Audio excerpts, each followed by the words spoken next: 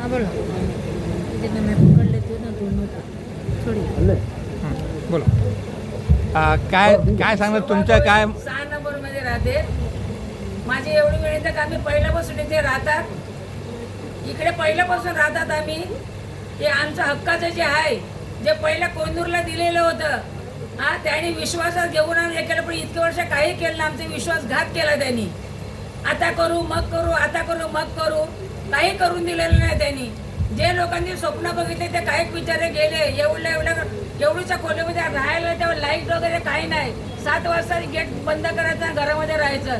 या दलदलमध्ये आम्हाला जे बांधून दिलं, केळून दिलेलं आहे या म्हाडाने ना. आता म्हाडा जाता निघायला काय का तुम्हाला काय मिळणार ना, काही ना. जे आमचं स्वप्न होतं ते आमचं पूर्ण होऊ द्या ना.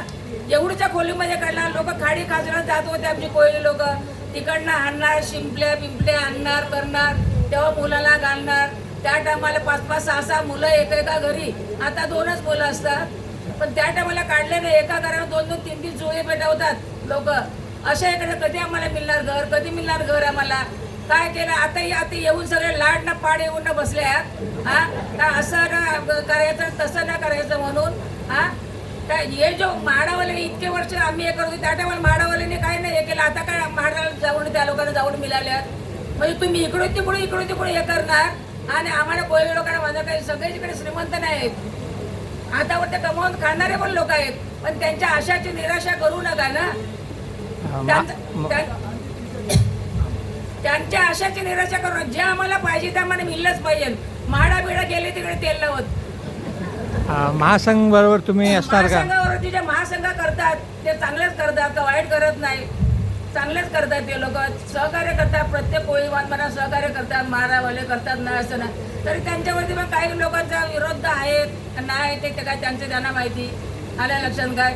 पण ते काय करतात ना, रात दिवस करतात ते लोक. जे काय पाहिजे त्याच्या मिटिंग त्यांचे काय होतात करतात ते करतात.